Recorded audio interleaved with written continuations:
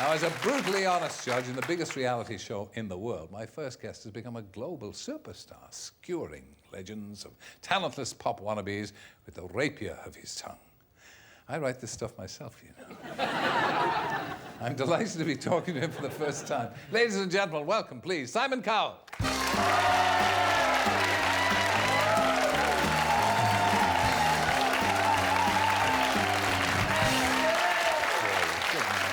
Good man.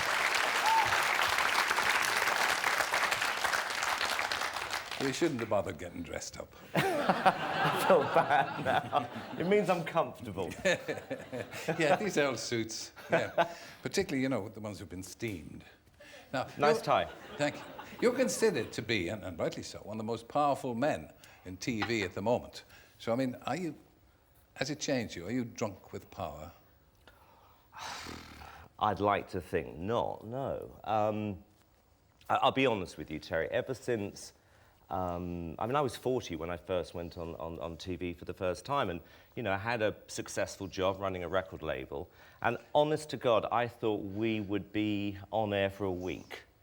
So every day is a bonus at the moment. Yeah. I just take it one day at a time. You're the only, really, I would say, the only television star from Britain who could really be regarded as having cracked it as a popular figure on American television, because most Americans think that anybody with an English accent can't possibly appear on television. And, I mean, do you think this is some kind of terrible accident? How did it all happen? I do think that, yeah. I think I'm probably the most reluctant television personality in America. I didn't want to go in the first place, and I was talked into it. Again, we thought we would last maybe 3 or 4 weeks' time because the Americans would hate us, but we thought it's a paid holiday. And now we're into our 5th season or something. And, you know, every year I genuinely believe, OK, that's it, we've had a great run, we've had a good time. But the show, you know, thank God, is still popular. But America is supposed to be a more violent society than here. And the people who take part are slightly more extrovert than the people who take part here. Do you ever feel that one of these days one of them's going to come leaping across at you with a stiletto? Oh, all the time, more than a stiletto. What you don't see is that on the right and left of me is a barrage of security guards. So it's kind of like a deterrent. Having said that, I mean, you know, they're quite nutty here as well now.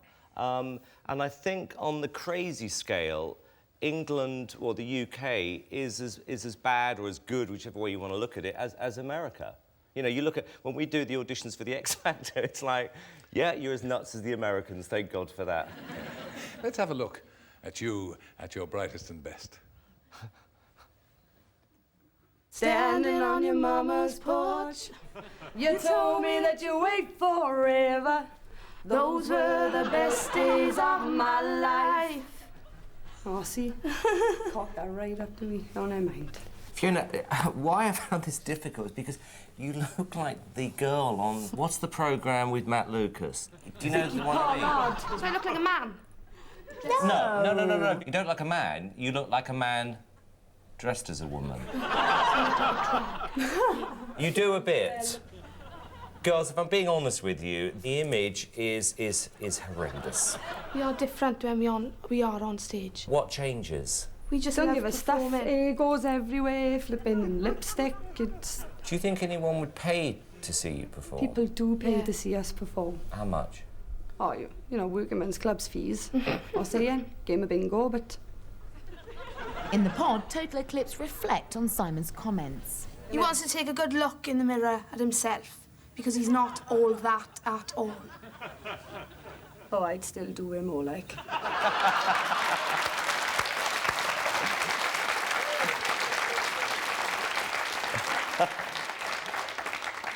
You have to have, for what you do, you have to have a neck of steel, don't you? Well, you know, I said this to you backstage, Terry. I mean, you are the master of sarcasm. I mean, if you watch the Eurovision Song Contest, I mean, the only difference is I've got to face these people. But, you know, what I like about these shows is, because I've always taken this philosophy in the music business, is you mustn't take it too seriously. if you start taking it too seriously, you're going to take yourself too seriously. And I think these shows reflect that. I mean, it's just a crazy show, and you know, we have a lot of fun doing it. And when it finishes, will it ever finish? Do you think this kind of thing can go on and on? Well, it's a good question. You know, we came along at the right time, Terry, where there was this fame epidemic all over the world, where suddenly, you know, everybody wanted to be famous in 5 seconds. I mean, you look at that thing who won Big Brother recently, Champagne or whatever she calls herself, you know, I mean, that's what it's all about.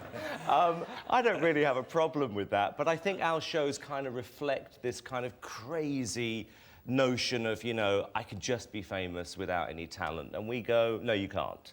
And I don't know how long it's going to last for. I have a theory that it could last a while, to be honest with you. Mm. And do you think you'll live that long? No. I think, you know, everyone, look, there comes a point where the public, I mean, they will just get fed up with you. And I think when that point comes, and it probably won't be too far away, you just go, like I said before, I've had a great time, Terry. I really have had a fantastic time.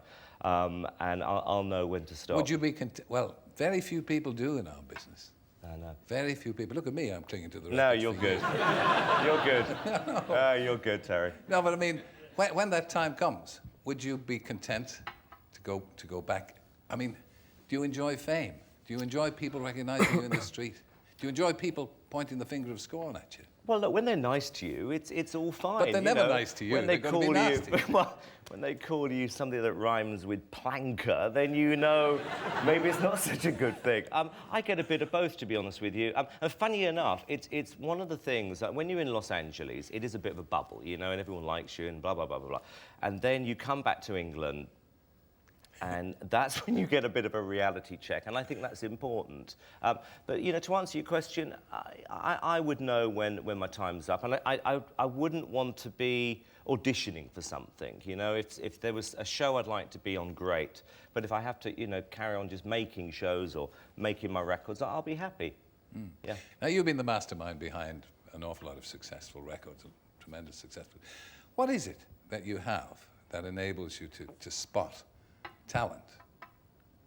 Well, I like to think that I have popular tastes. And, you know, I'm not a snob when it comes to most things.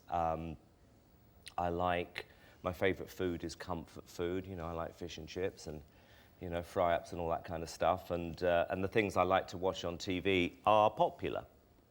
And the music I like is popular. So I make records I would like to listen to.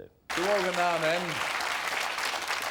With me is a man who allegedly, I don't believe this, was once offered $100,000 to judge a couple's talents in bed.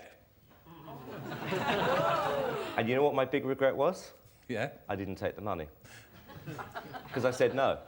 Well, of course. No, I absolutely 100% regret it. And if you're watching, I'll do it.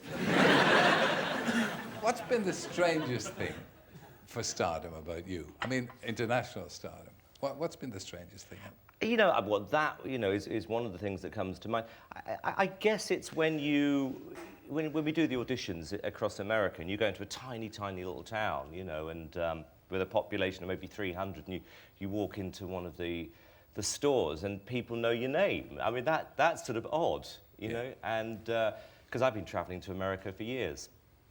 Other than that, it's all been fine. Mm. And when you're looking at them performing, now, I remember doing a talk show for years and years and years, and I'd get somebody who, unlike you, wouldn't talk, or be the worst for drink, or some other kind of substance, and I'd find myself saying to myself, a live show, so you can't just throw them off. I'd find myself saying, if you've got nothing to say, what are you doing on the show? Do you feel that when you're watching some particularly inept performer? Do you ever say... Well, I do it all the time, but now you mention it, that would be a great show. What you've just described, a talk show where you could just tell the guests you hate them. I love it, because I've watched you on these shows where you're thinking, he hates him or her. No, that's where we're very lucky on our show, you know, that we have, you know, no preparation, no rehearsal, and we can genuinely say whatever we want. And I think, to be honest with you, Terry, that's what the public likes, because I think that the whole world at the moment has become too politically correct. You know, you can't do this, you can't say that. You know, we're all human beings, you know, we have dark thoughts, and I think that's why people like the X Factor or American Idol, that we say what I think people are thinking. Well, I would like you, personally, to have pure thoughts when watching this.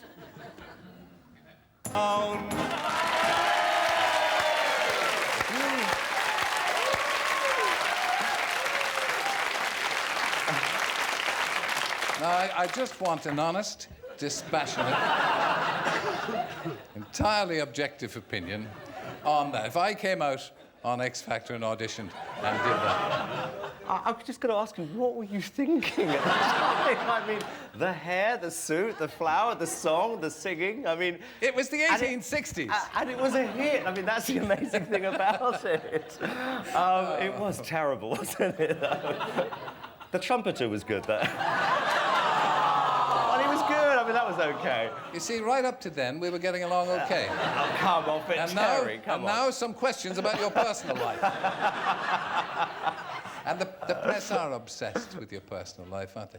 Does that get up your nose? No. Are you a private person? Are you the kind of person who wants to really be on his own, be away from the glare of the... Not at all. I always think, you know, as I said, Terry, you know, I've been behind the scenes for many, many years, so I've seen what happens to artists. I mean, we all know that when you sign a contract to go on TV, if the show's a success, your life will change, and you accept that. And the same thing with the press, really, which is, you know, they've given me more help than bad things. They publicise the show, they talk about it, so we've seen the benefits. You have a few stories that don't go your way, you know, you take it on the chin. What annoys me, to be honest with you, are people like Elizabeth Hurley, who blatantly wore that dress with the safety pins for one reason. She wants to be famous, becomes famous, and then goes, but I want my privacy. You can't have it both ways. That's the way it goes. What's your all-time favourite #1 that you've masterminded? Well, your first #1 is always the one you're going to remember, you know, and that was a really fantastic moment with Robson and Jerome. You were behind Robson and Jerome? Yeah, I'm not saying it's the best record I ever made, but no, come on. It was a great moment. And I think recently, literally a week ago, Il Divo, who are my classical singers, they went to #1 in America. And that was a huge buzz when we found out the album had debuted at #1 there. I mean, the answer is, to be honest with you, thank God, is that every time you get a #1 record, it's still a huge, huge buzz for me. And the day that goes, it's the time to stop. It's been a great pleasure to see Yeah, you. likewise. Thank you for joining us. Thank you for having me on. Simon Cowell. Thank you. I thought I'd slip that one across you. Cheers.